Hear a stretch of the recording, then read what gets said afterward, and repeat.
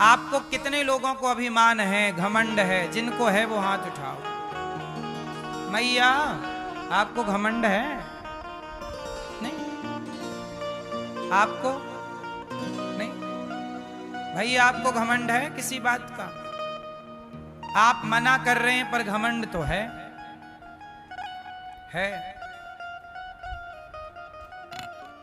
चार पैसे आप कमा लो, आपके घर में गाड़ी आ जाए, घर भर बन जाए, फिर देखो आप ऐसे ऐसे चलते हैं। हमारे पास ये है, वो है, ये है। हमारी मैयाओं के पास हार आ जाए, फिर देखो हार हार, सबको मेरे पास ये, मेरे पास ये।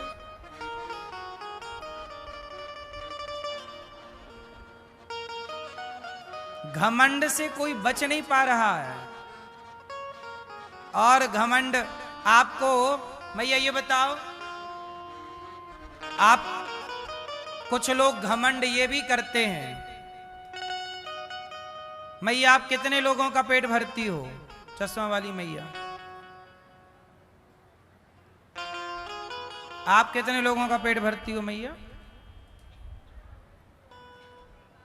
आप कितने लोगों का पेट भरते हैं? भैया जी आप दो लोगों का।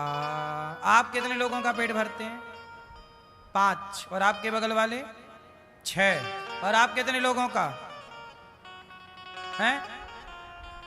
12 मेंबर हैं, 12 फैमिली, 12 बच्चे हैं आपके हैं? अच्छा, सब मिला के टोटल नहीं होते, पहले 12 भी होते थे, इसमें क्या है? तो 12 लोगों का पेट भरते हैं ये। आप कितने लोगों का पेट भरते हैं दादाजी? आप 5। आप कितने लोगों का? 2 लोगों का। मैया आप कितने लोगों का पेट भरती हो? 2।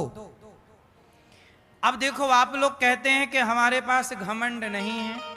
अरे ये भी तो एक घमंड है कि हम इतने लोगों का पेट भरते हैं। ये भी तो एक एटीट्यूड है, अभिमान है कि हम इतने लोगों का पेट, 5 लोगों का, 2 लोगों का, 10 लोगों का, 4 लोगों का। सच बताओ, आप पेट भरते हैं कि भगवान पेट भरते हैं? भर रहे हैं सबका पेट भगवान, पर हम लोग घुसे जा रहे हैं। नहीं नहीं, हम कर रहे हैं, हम कर रहे हैं, हम इसलिए आप अपने को दूर खड़ा क्यों नहीं कर लेते? हे प्रभु, सब आप कर रहे हैं, हम कुछ भी नहीं करते। यदि हम कुछ करते हैं तो ये भाव रखो कि हम नहीं कर रहे, भगवान हमसे ये काम करवा रहे हैं। हम क्यों ये अभिमान लेके घूमे कि हम कर रहे? हम नहीं थे तो भी कोई भूखा नहीं था, हम हैं तो भी कोई भूखा नहीं है, और हम नहीं रहेंगे तो भी कोई भूखा थोड़ी मर जाएगा। पालनहार भगवान ही हैं, हम कभी किसी के पालनहार, कोई कहे कि मैं पालनहार हूं, इससे बड़ा झूठ नहीं हो सकता। तो बताओ, आप लोग यदि ये भी अभिमान लिए बैठे हैं कि मैं इतने लोगों का पेट भरती हूं या भरता हूं, ये भी घमंड त्याग देना चाहिए। और यहां ये भाव रखना चाहिए, हम नहीं, भगवान कर रहे हैं। मैया आपके कितने बच्चे हैं? 2। मैया आपके बच्चे हैं ना? कंफर्म है? आपके कितने बच्चे हैं? 2। आपके? 5। आपके कितने बच्चे हैं? 3। आपके? 2। भैया आपके ही हैं? कंफर्म? देखो, यहां भी आप लोग गलती कर रहे हैं। आप कह रहे हैं मेरे बच्चे हैं। मैया तुम्हारी हैं, आंखें तुम ही तो लगाई थी अपने बेटे के, कान तुम ही लगाने गई थी, पांव तुम ही तो लेके गई थी जोड़ने, हाँ, आप लोगों ने अपने बेटे के दोनों पांव आप नहीं लगाया ना मैया ने? किसने बनाए? बच्चे के हाथ पांव किसने दिए? आंखें किसने दी? प्राण किसने रखे? कई बार बच्चा मरा हुआ पैदा होता है, पर तुम्हारा बच्चा जब पैदा हुआ था उसमें प्राण थे, तो प्राण तुम्हारी बदौलत थे कि भगवान की बदौलत? तो आप तो झूठी दावा कर रही हो ये बेटा मेरा है। एक्चुअली बेटा बेटी तुम्हारे नहीं होते, तुम झूठ कहते हो मेरे हैं, वो भगवान के ही हैं, ईश्वर का दिया है, लेकिन आप दावा ठोक देते मेरा।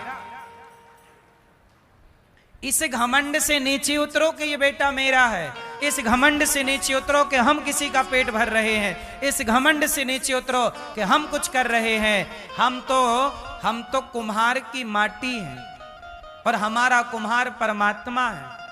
कुम्हार उस माटी का चाहे घड़ा बनाए, चाहे चिलम बनाए, चाहे कुछ भी बनाए, खिलौना बनाए, मूर्ति बनाए।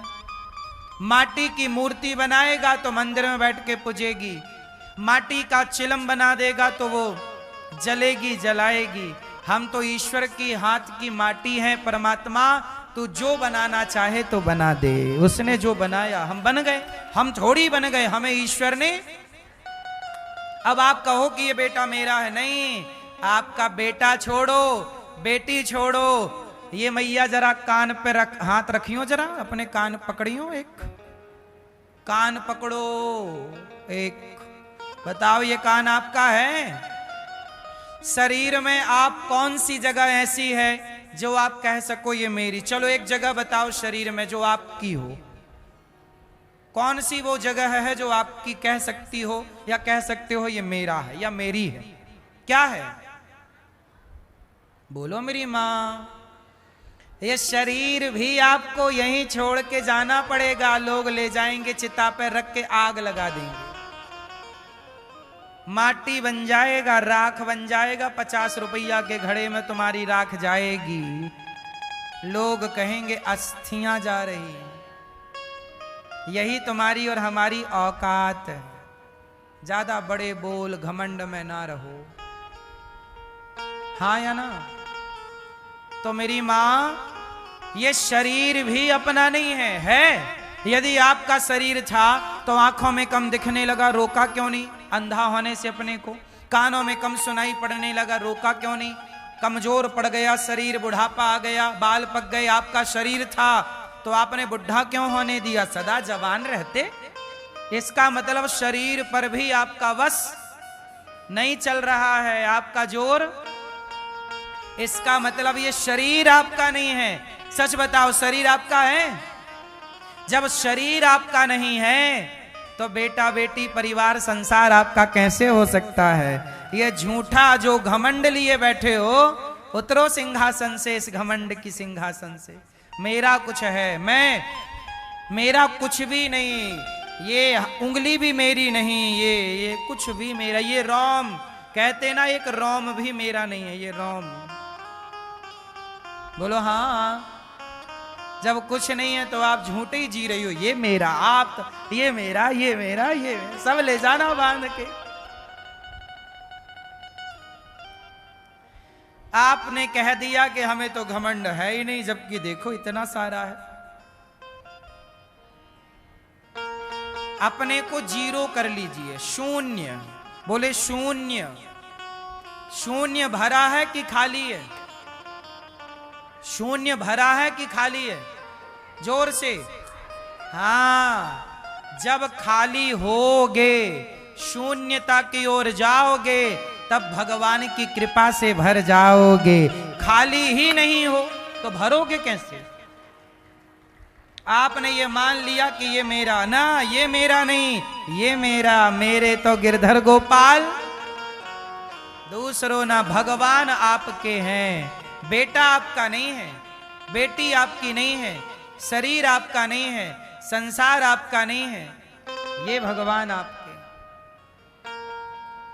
जो आपका है आप उसे अपना मानते नहीं, जो आपका है ही नहीं उसके पीछे भागते, आप रोते मरते रहते हैं, ये मेरा, ये मेरा। हाँ,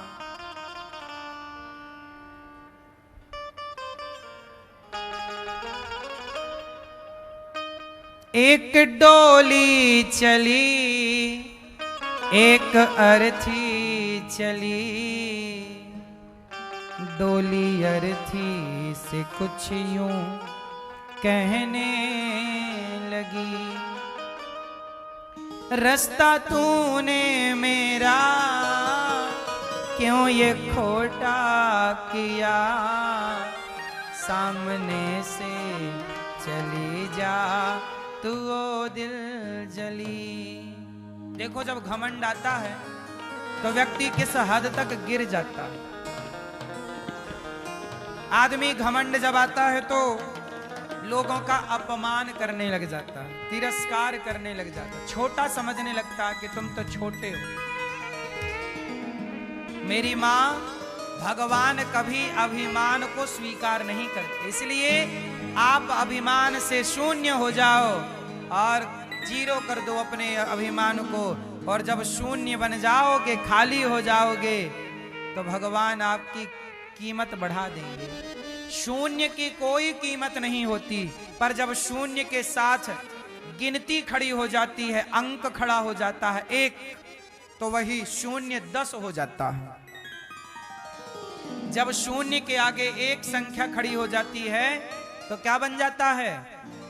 शून्य की कोई वैल्यू नहीं होती, पर संख्या से जुड़ते ही वो 10 गुना हो जाता है। ऐसे आपकी कोई कीमत नहीं, पर जब भगवान से जुड़ जाओगे तो आप 10 गुना, 100 गुना, 1000 गुना हो जाओगे। मीराबाई भगवान से जुड़ गई तो करोड़ों गुना हो गई। आज तक मीरा को लोग याद करते हैं। धन पाने वाले को भूल गए लोग, पर मीरा को भुला ना पाओगे। इसलिए मेरी मां, भगवान को पाना है, केंद्र में ईश्वर हो, अभिमान ना हो। जो मिल रहा है और झुक जाओ। आम का पेड़ फलों से भरता है तो झुकती उसकी डालियां, क्योंकि जो फलों से भरता है वही झुकता है। बबूल कभी नहीं झुकता, इसलिए कांटों से भरा है। जो फलदार हैं, जितना ईश्वर धन दें, जितना धन संपत्ति दें, उतने और सहज बनो, नम्र बनो। आप लोग उल्टा करते हैं, पैसा आता जाता है और अकड़ू होते चले जाते हैं। झुकता वही है जिसमें जान होती है, अकड़ खास मुर्दे की पहचान होती है। एक डोली चली, एक कहानी कहूं, अब जरा ध्यान से सुनो। अभिमान की एक कहानी। एक डोली चली, एक अर्थी चली, डोली अर्थी से कुछ यूं कहने लगी, रास्ता तूने मेरा क्यों ये खोटा किया, सामने से चली जा तू ओ दिल जली। एक डोली चली, एक अर्थी चली, एक डोली चली, एक अर्थी चली, डोली अर्थी से कुछ यूं कहने लगी, डोली अर्थी से कुछ यूं कहने लगी, रास्ता तूने मेरा क्यों ये खोटा किया, रास्ता तूने मेरा क्यों ये खोटा किया, सामने से चली जा तू ओ दिल जली, सामने से चली जा तू ओ दिल जली। एक डोली चली, एक अर्थी चली, दोनों की भेंट एक चौराहे में हो गई। तो डोली में बैठी महिला, डोली में बैठी स्त्री बोली अर्थी से, ऐ अर्थी तू क्यों आ गई मेरे रास्ते? मैया, यहाँ डोली अर्थी की बात चल रही है, तुम्हें नाचने की पड़ी है।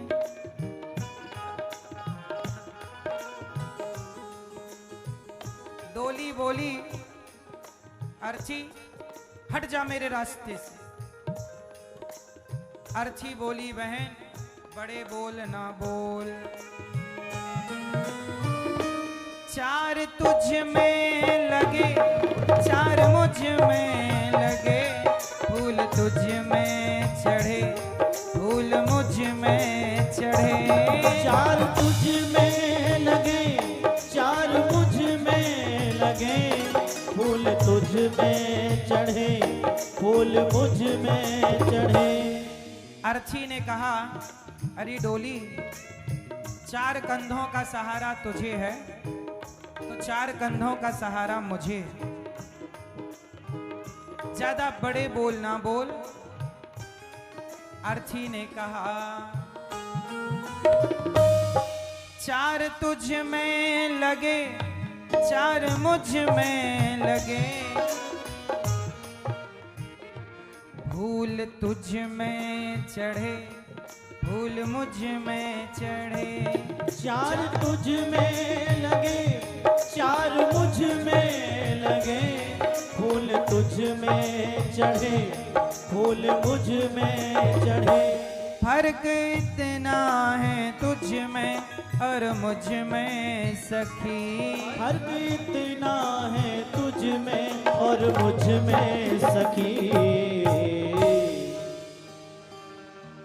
अब बैठ जाओ मेरी माँ। सोचो तुम्हें बिठाने के लिए हमें भजन रोकना पड़ा, ऐसे तुम बैठती ही नहीं।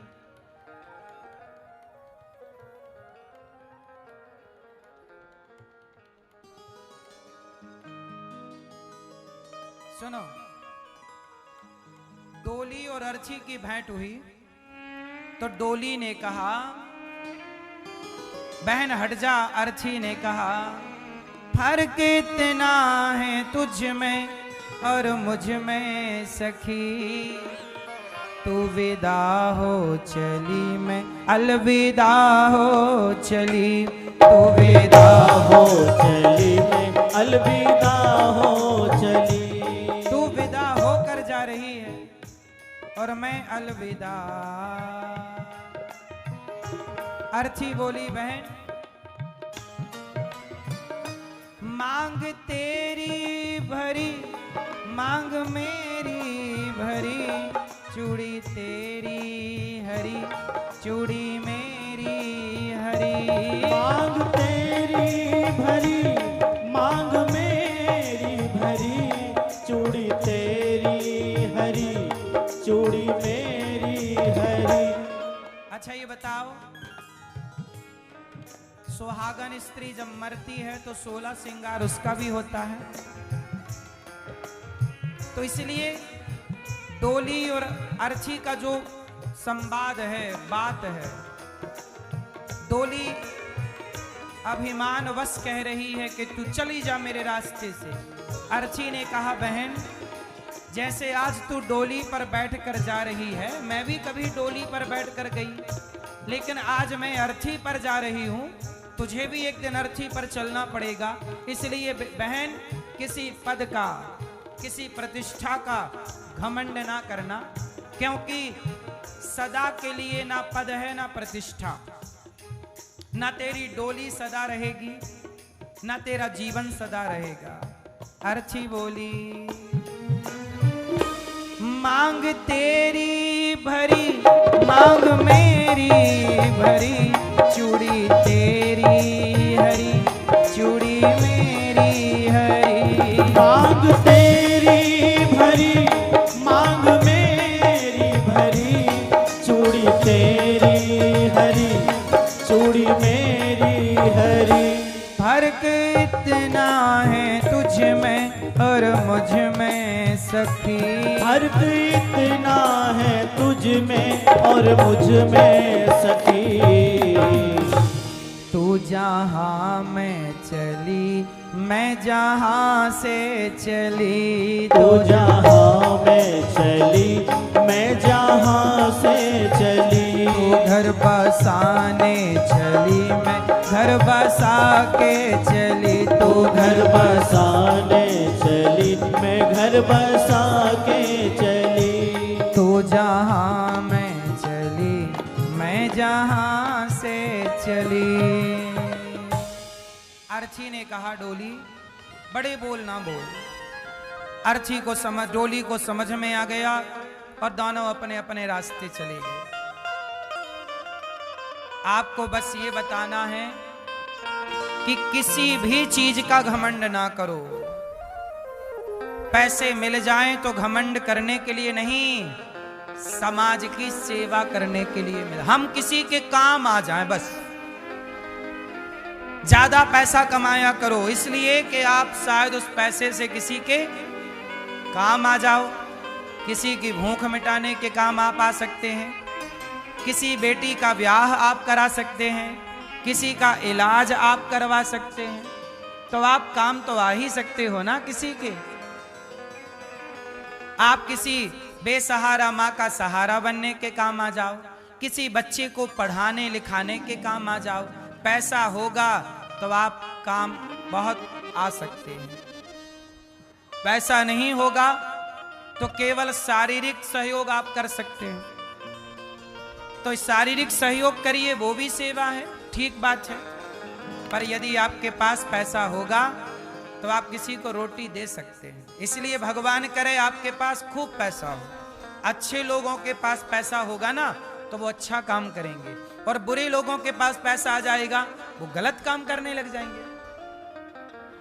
मेरे पास पैसा आएगा, मैं बच्चों को स्कूल खोल दूंगा, खूब पढ़ो, हॉस्पिटल खोल दूंगा, और किसी गलत के हाथ में पैसा आ जाता है वो क्लब खोल लेता है,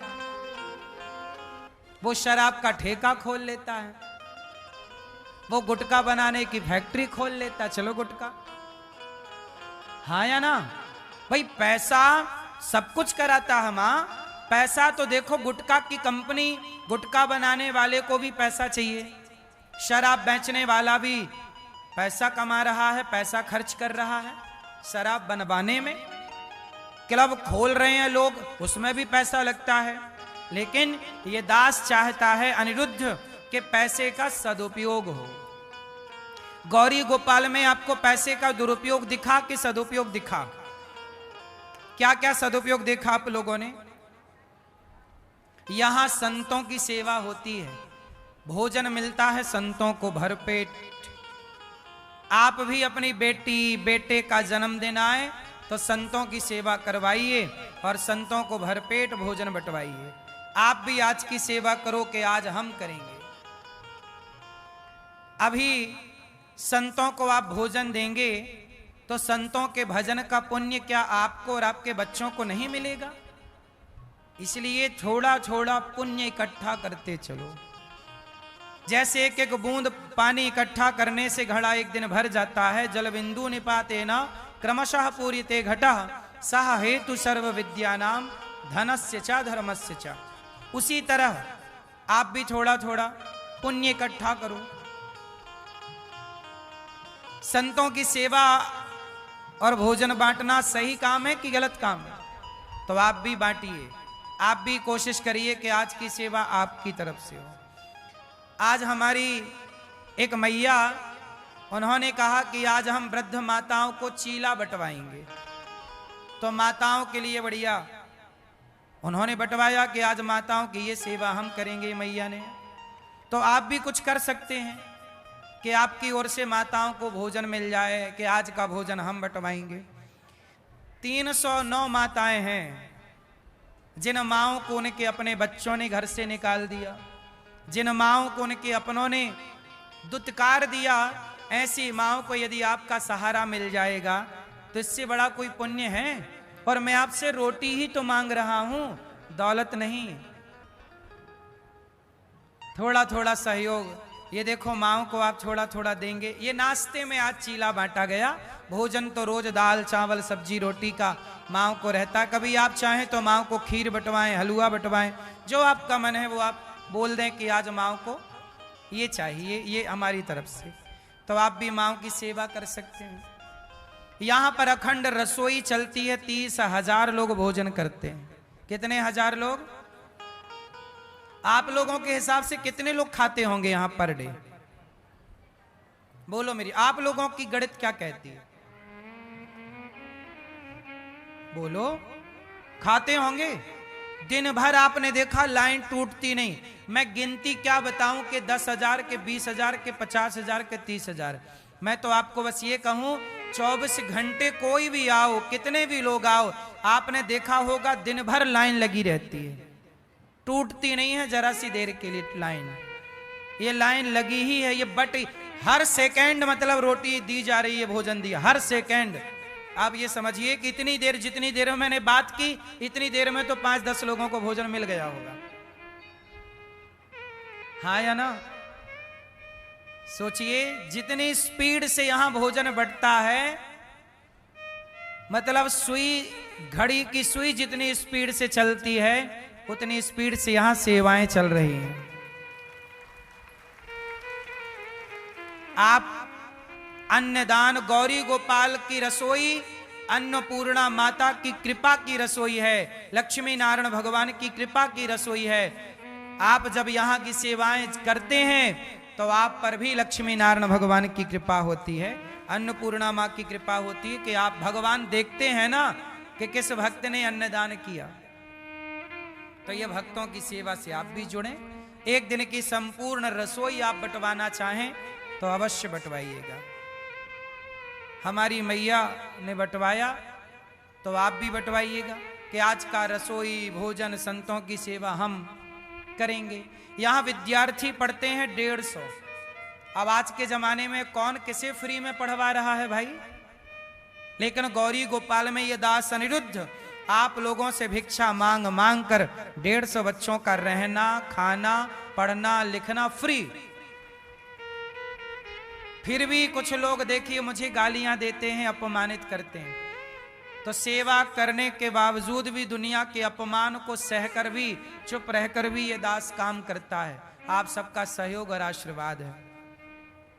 मुझे लगता है कि मैं मरने से पहले समाज के हर वो अच्छे काम कर लूं जिस काम को करने के लिए शायद भगवान ने मुझे इस धरती पर भेजा है। मैं मर तो जाऊंगा ही एक दिन। देखो शेर मरता है ना तो मरने के बाद उसका चमड़ा काम आता है, खाल, शेर की खाल। मरने के बाद हिरण की भी खाल काम आती है, ऊंट की भी खाल के जूते इत्यादि बन जाते हैं। लेकिन मैंने सोचा कि मैं मरूंगा तो मेरी खाल, तो मरने के बाद मेरी खाल का जूता भी नहीं बनेगा, तो हमारी चमड़ी तो मरने के बाद काम नहीं आएगी। हम जीते जी ही किसी के काम आ सकते हैं। तो आओ जीते जी किसी के काम आते हैं।